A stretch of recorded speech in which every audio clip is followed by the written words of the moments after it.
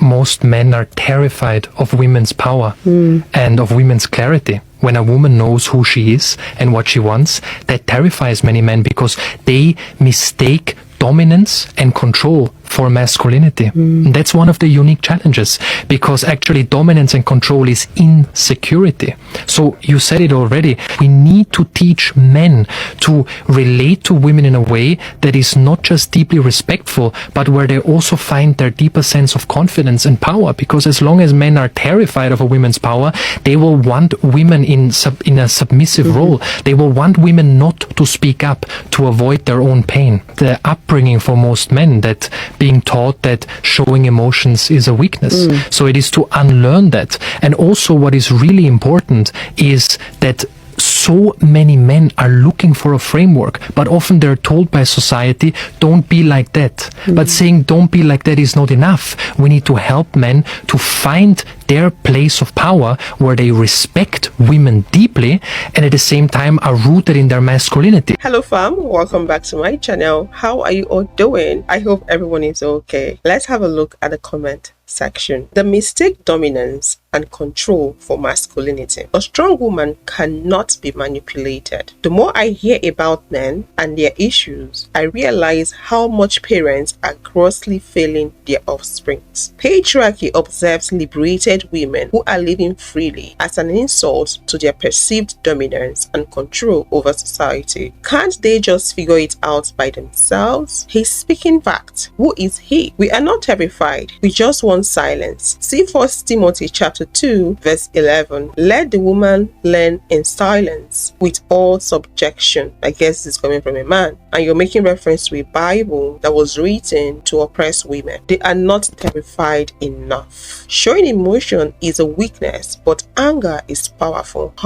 That's you asking. How do they not see the contradiction? Weak men are terrified of this. Strong men embrace the power of their women. They complement the man's strength and weaknesses just as I do for her, and together they become unstoppable. Find the right woman is what it's about. It's not about finding the right woman. It's about men dealing with their insecurities the right way and stop projecting their insecurities on women. They have insecurities, they can't handle it, and they want to control women, dominate women to feel better. It's not about finding the right woman. It's about you looking deep inwardly into yourself and asking yourself the necessary question. As a man, why are you insecure? What are your shortcomings? Women are not your problem. Girls, stop chasing. Read the book From Player to Pet by Celis Raven and watch him invest. Most men are terrified of women's power and of women's clarity. When a woman knows who she is and what she wants. There was this one time that this older man approached me, and he seemed to be having issues with the woman he was with. And I guess because he was trying to be humorous, he said something along the lines of, women, right? And out of annoyance, I told him that I was married and I didn't have these issues. And then he responded by asking me, was I the one that was in charge of the relationship? And I told him, no. We both were. When I said that, it seemed like he was uncomfortable by it. Throughout my life, I have found that it is typically older men that try to push this idea that women need to be controlled. This idea that women need to be subjugated by men and men need to somehow find a way to control women. It's toxic not only for you as a man, but for women. It puts unnecessary pressure on you. Right?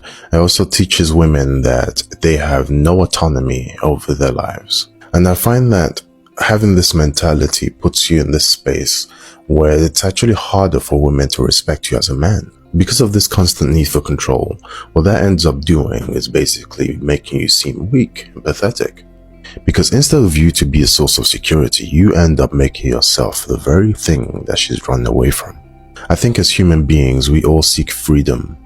And if you as a man take that away from a woman, then you are the very thing that she's trying to avoid.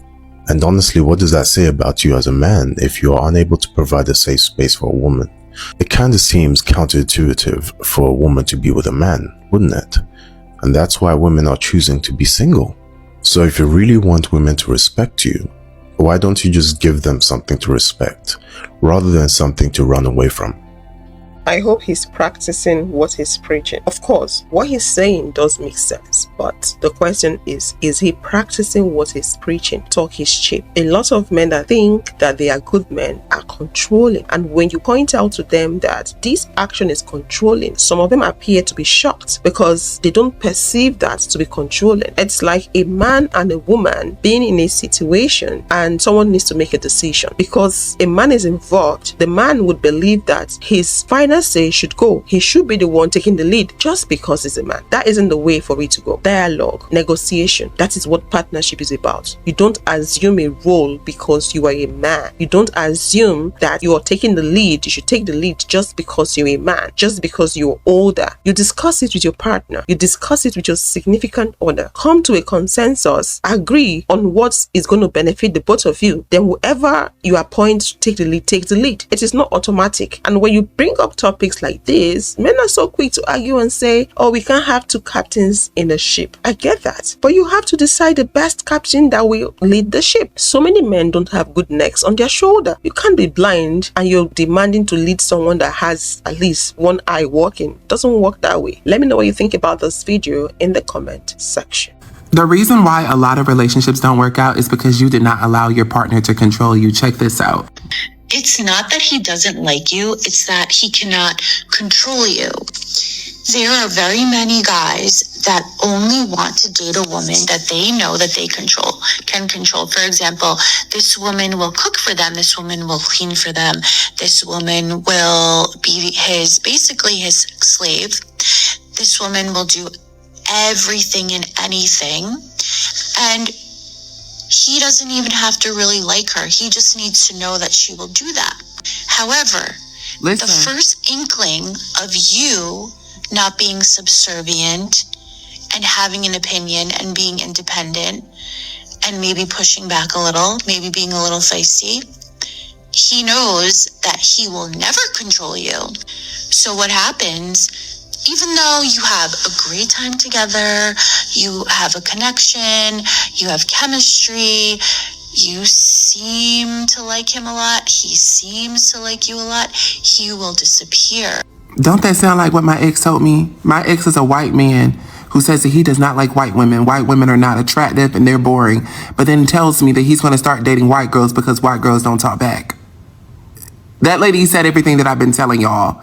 My ex is now married to a white girl because they don't talk back in his opinion. Well, at least the one that he's with, I know y'all do talk back. But this is what a lot of men want. They want somebody who they can control. They're not looking for a partner. They're looking for somebody they can dominate. And if you talk back or you do not agree with them, you're out and they're going to replace you. And I'm living to tell y'all this. My ex wants somebody to shut up and do what he say. He tells you to jump. You don't get to say, I'm tired. No, how high? You keep jumping till he tells you to stop jumping. Yeah, like this is a real thing. These men be wanting to control you and you don't allow them to control you. That's why you're still single. And ain't nothing wrong with that because I'm not letting nobody control me. I'm sorry. I understand letting the man lead or whatever, but still, at the same time, my opinion matters too. I am not a slave. Sorry. My ancestors fought to get out of that. Sorry. Like, I'm sorry. Like, that's never going to happen. Me and my ex will never be together if I got to let that man control me. That man is now smiling in pictures with the white girls who he said that he did not like. And you heard that lady say in the clip, he may not even like you. The fact that she does what he tells her, he's going to stick around. Yeah.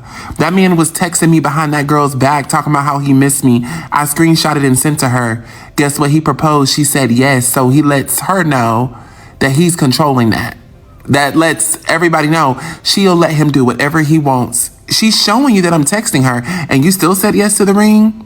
That's control. There are so many weird things that happen in relationships with men by just being in relationships with men, romantic relationships with men. I'll get back to that video, but before I do, let's have a look at this video. Wife, that if your husband cheats, you are going to cheat back. Hey, Mrs. Cheater. Hello, come here. You don't know your responsibility.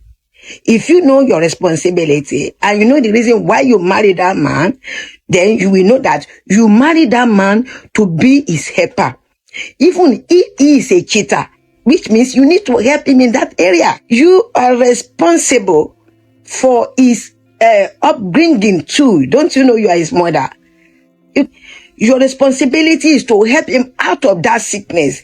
Don't you know it's a sickness for him to cheat? You are to help him out, not to hurt to read. No, you don't. It means you don't know who you are. You don't have wisdom. You don't have wisdom to do what? To keep your home. You don't have wisdom at all. So, my women, if you are listening to those people, if my husband cheat, I will cheat. You are in trouble. Women, I don't suffer. Sha. This one, waiting woman, the woman. So automatically you have adult baby in your house. I know when your son is wrong, I ask him to kneel down, I punish him and all of that. That's the same way you also do to your adult baby, punish him.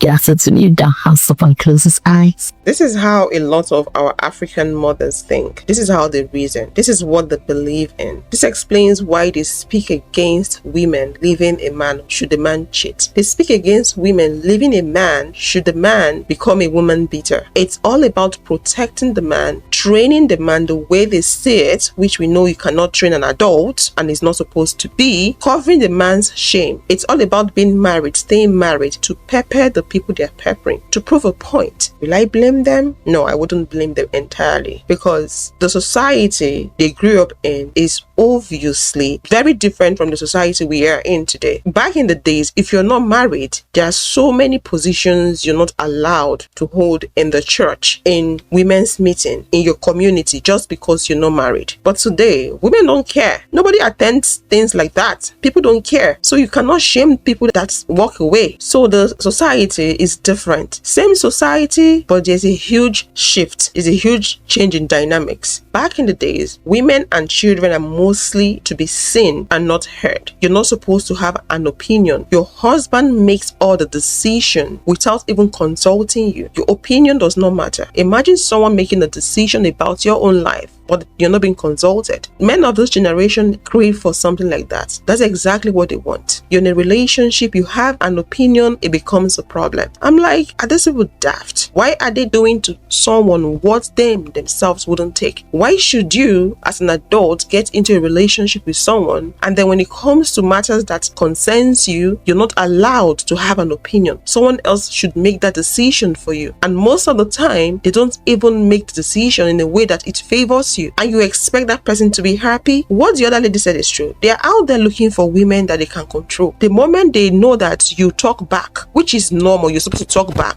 you're supposed to have a dialogue, conversation. The moment they notice that you have your own opinion, you are opinionated, it becomes a repelling factor to them. It becomes a red flag to them. They will say, oh, she's not a wife material enough. No, you can't control that when you talk 10. And then they'll be like, oh, she's not going to listen. Even women, mothers would say, the way you're talking, you're not going to find a husband. The way you're talking, a man would not want to marry you. The way you're talking, you're being so vocal. You cannot stay in a man's house. A man will talk 1, you will talk 20. Do you get it? They're trying to shut women down and shut us up. Don't talk. They do that by shaming women, telling you talk too much. Oh, you're too loud. Who cares? Who cares? We don't care anymore. I'm doing me. Women are doing what is best for them. Nobody cares what men think. Do you? Because I don't care. Nobody wants to know what a man wants and thinks. No one is interested anymore. So I recently saw this tweet, and pause to read it if you need to, but I genuinely feel that if more people, and especially women, recognized just how common this is, we would advance as a society. I'm going to hold y'all's hands when I say this, but as long as you are useful to a man, he does not have to like you in order to keep you around. You pair that with the fact that we are living through late stage capitalism, and it is not difficult to see how this dynamic is created. Because in these times, it's not always about how much money you make, but rather how much money you can save, making the free labor that women provide an invaluable asset. I mean, I don't know about you, but if I was working 8 to 12 hours a day and I had someone come around who was cooking for me for free, doing my laundry for free, cleaning my house for free, having and raising my children for free, being a therapist for free, and being intimate with me for free, dude, saving me all this money, but then contributing money to the household, allowing me to live this balanced life that I want to live, My first rather unhinged thought is that this person would have to enter witness protection just to get away from me. And my second thought is that if they were to ever leave me, I would need to get another one. But being able to take advantage of someone guilt-free without reciprocating any of that is not an act of love, it's an act of hatred. And trust me, I know it's hard to accept that men would go through the very taxing steps of getting married, and especially to someone they hate. But if you think about it in the context that I just previously explained, it starts to make sense. While horrifying and unjustifiable, it starts to make sense. So I got married at 28 and now I'm about to be divorced at 32. Me and my ex separated August 2024. So let me just tell you a few things that I've learned in the past year. Okay, so firstly, the person that you divorce is not the person that you marry. When I married my ex, I thought he was the kindest, sweetest man, and I felt so happy to be marrying him.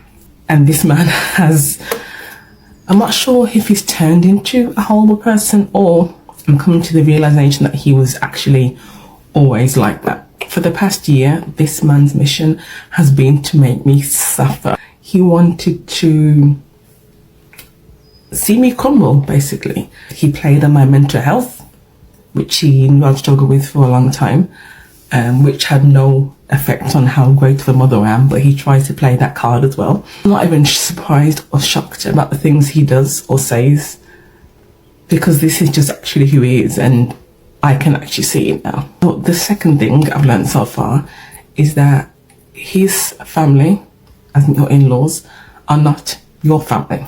No matter how close you think you are, how much they care and love you, whatever, when it comes time to, well, if you end up separating or divorcing, it's a strong possibility that they will not only take his side, especially if it's a mama's boy, which is what I was dealing with.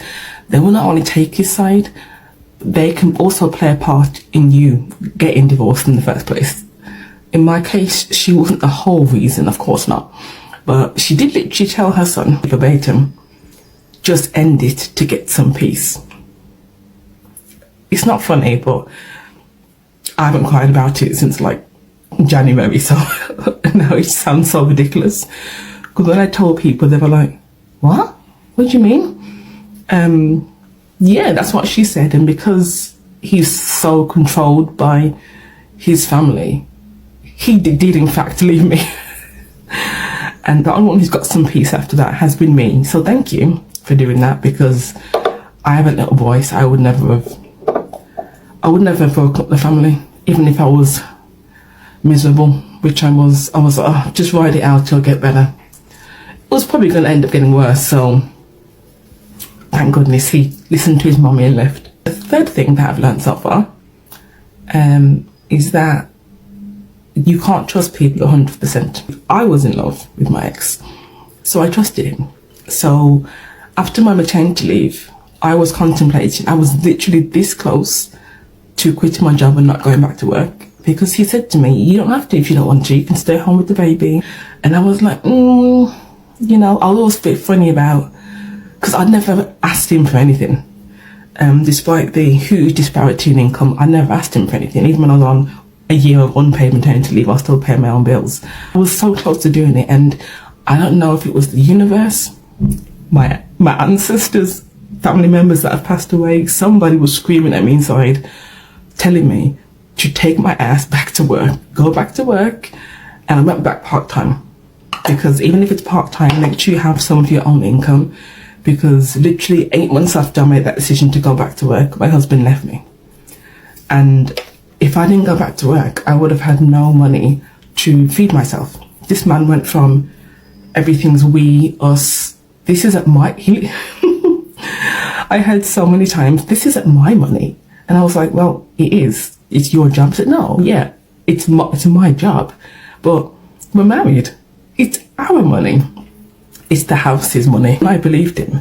And I will never, ever, ever put all my trust in someone, or even be, that's bright, or even be close to fully trusting someone ever again. And that makes me feel a little, not sad, just a bit more clued up, that you need to have your own because you can't rely on just trusting your husband and fortune that he will take care of you. Now, if I had have listened to him, I wouldn't have any money I wouldn't have a solicitor. I wouldn't have had money to pay any court fees. I wouldn't have had any money to feed myself, to buy my son everything that he needs, because for literally months after we separated, he didn't give me any money. Back at work for less than a year. He didn't care. He went from us and we to pushing me in the corner.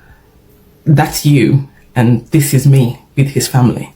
And I was just left, and I wasn't left because I have my own family.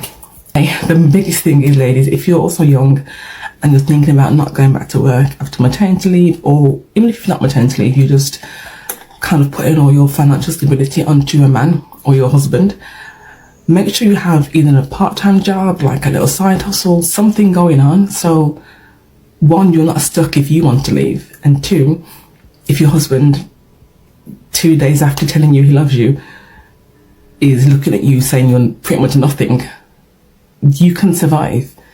People can switch that quickly from saying how much they care about you and love you to, I don't care if you got any money to eat. That was literally my reality. So I always advocate for women to have their own income, even if it's like part-time, it's a little bit, it's better than nothing, because you need to be able to survive on your own. Please let me know your thoughts in the comment section. Don't forget to like this video and subscribe, and I will see you all in the next one. Thanks for your support.